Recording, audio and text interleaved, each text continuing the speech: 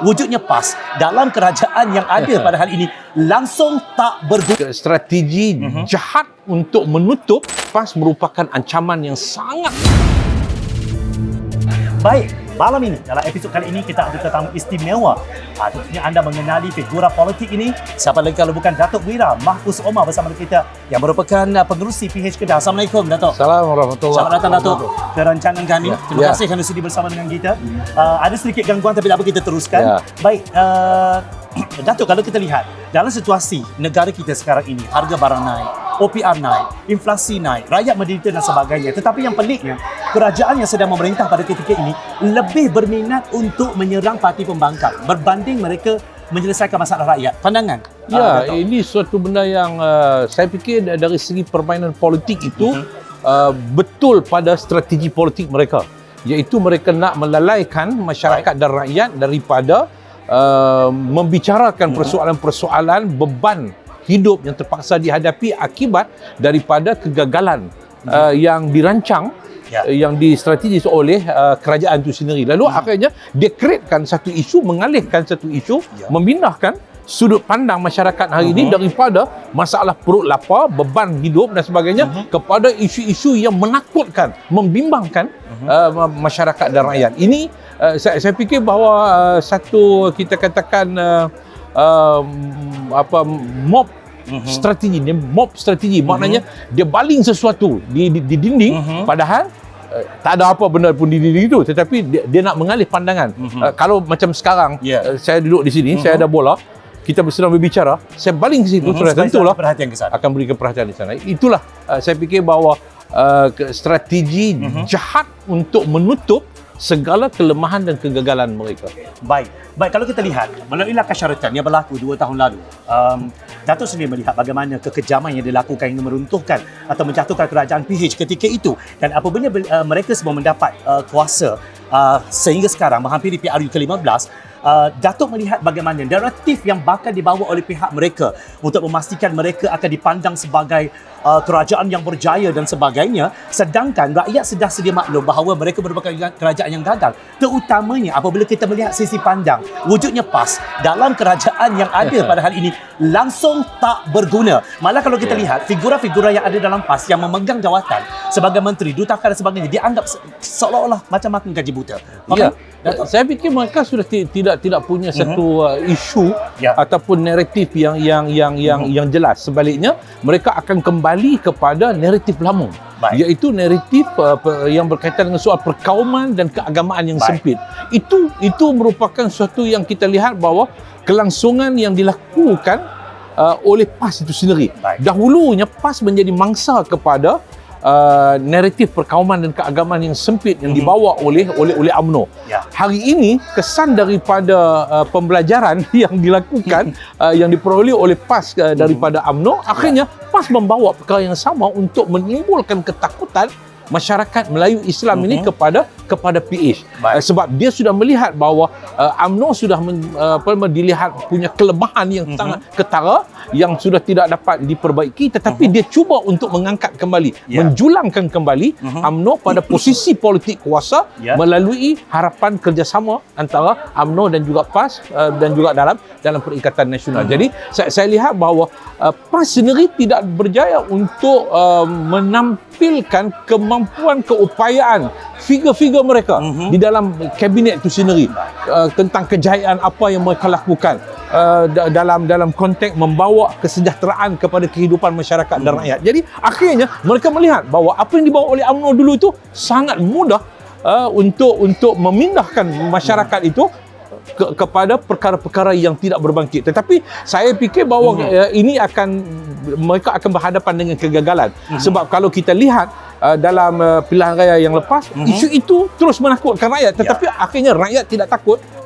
Rakyat menolak UMNO dan Barisan Nasional. Jadi itulah perkara yang sama yang akan dihadapi oleh PAS, oleh BN dan juga oleh PN sendiri. Baik, kalau kita lihat apa yang berlaku kepada Datuk Seri Najib Tun Razak yang merupakan rakan sekongkol kepada Tan Sri Mahyudin Yassin dan juga pastinya Tan Sri Abdul Hadi Awang yang dilihat membina kerajaan kononnya di situ dan di sini. Tetapi kalau kita lihat apa yang berlaku pada Datuk Seri Najib dan apa yang rentetan peristiwa-peristiwa yang berlaku dengan pembicaraan yang masih berterusan, dan kalau kita lihat kasta-kasta mahkamah yang lain termasuk Zahid Amidi sendiri masih lagi melalui proses mahkamah, adakah daripada itu merupakan satu kalau Datuk melihat dari sudut PH, adakah ia merupakan satu kelebihan untuk kita menghadapi RU kali ini atau bagaimana? Ya, sudah tentu pasti, sebab bagi saya bahawa masyarakat dan rakyat hari ini sudah punya celik politik yang sangat tinggi dan mereka mempunyai tahap intelektual yang tinggi, bukan lagi intelektual yang biasa-biasa dan sebagainya. Walaupun golongan orang kampung yang tidak punya segulung ijazah, tetapi tahap intelektual pemikiran mereka itu, mereka dapat menilai bahawa kesan beban daripada pemerintahan kerajaan, kerakusan, rasuah yang berlaku sebelum ini tak akan dapat diatasi dalam tempoh yang dekat. Walaupun nanti Najib, Rosmah dan siapa saja keluar daripada penjara, beban daripada amalan rasuah itu akan berterusan pasal ditanggung. Namun PH mesti mengambil tanggungjawab untuk mengembalikan Malaysia ini kepada landasan yang betul. Baik, insya-Allah. Baik, kalau kita lihat sebut tentang pemimpin PH, Dato', saya sangat orang kata apa, terkejut dan juga terkesima dengan kenyataan yang dikeluarkan oleh Presiden PAS Tan Sri Abdul Hadi Awang. Yang mana kata-katanya itu sangat-sangat merobek jiwa sesiapa sahaja saya rasa, dan kalau secara peribadinya saya mengatakan bahawa itu merupakan satu yang tidak wajar. Okey, apabila Tan Sri Abdul Hadi Awang mengatakan bahawa pemimpin PAS, pemimpin PH tidak beriman, tidak bermoral, bersekongkol dengan, dikatakan bahawa kononnya pemimpin-pemimpin pembangkang ni bersekongkol dengan mereka yang memberi rasuah dan menerima rasuah sebelum PRU 14. Komen Datuk di situ. PAS masih tak lepas lagi daripada budaya kafir mengkafir, budaya takfiri. Ini yang saya fikir masyarakat dan rakyat sudah faham perkara yang telah pun berlarutan sejak sekian puluhan tahun dengan isu-isu takfiri, ekoran daripada pendekatan yang dilakukan oleh PAS melalui amanat Haji Hadi dan sebagainya. Ini semua perkara yang saya fikir gambaran membuktikan bahawa PAS merupakan ancaman yang sangat berbahaya kepada masa depan negara kita, kerana PAS hanya menganggap bila seseorang itu bersama dengan mereka, orang itu beriman. Orang itu beriman. Jadi kalau yang tidak bersama dengan mereka, maka mereka itu tidak beriman, mereka itu terjatuh dalam orang yang rosak akidah dan sebagainya. Jadi saya fikir bahawa PAS meneruskan politik kebencian dan permusuhan yang sangat berbahaya, yang akhirnya dia boleh menjadi anai-anai yang boleh meruntuhkan kedamaian rumah Malaysia sebagai rumah kita ini akan berjaya diruntuhkan. Jadi sebab itu masyarakat dan rakyat harus melihat perkara ini secara yang serius, kerana ada dua jenis anai-anai. Satu anai-anai rasuah, yang keduanya ialah anai-anai kebencian dan permusuhan di kalangan masyarakat kita.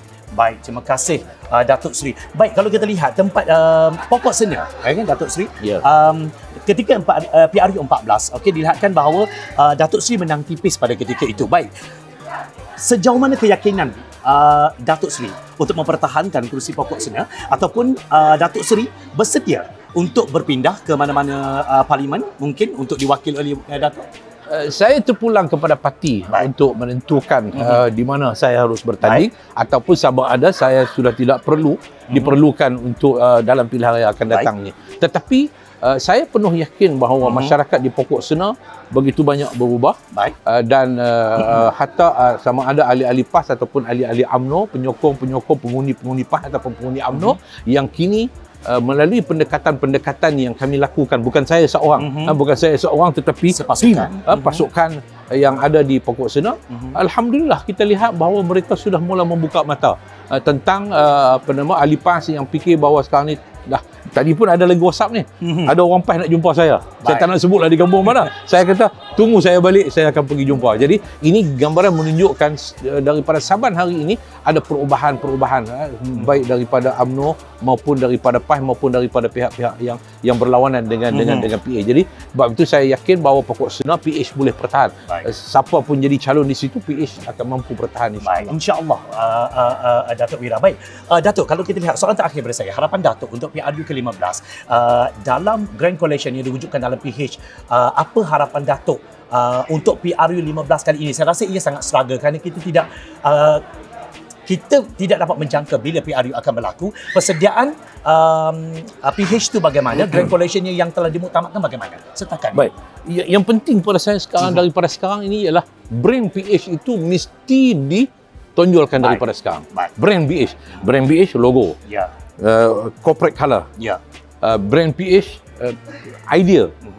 Melalui manifesto dan sebagainya. Brand ini mesti dilontarkan di tengah-tengah masyarakat supaya masyarakat dapat melihat tentang satu, dia mengenali PH. Dia mengenali PH. Bagaimana PH, bagaimana warna PH dan sebagainya. Kemudian idea dalam nak mengatasi permasalahan-permasalahan yang dihadapi oleh negara kita. Bagaimana? Macam saya katakan tadi, kita nak kembalikan kepada landasan yang betul. Bagaimana kita nak hadapi semua perkara ini? Jadi, ini harus dilakukan dengan sesegera yang mungkin untuk memastikan supaya masyarakat akan tetap bersama dengan kita. Jadi, brand itu sangat penting bagi saya.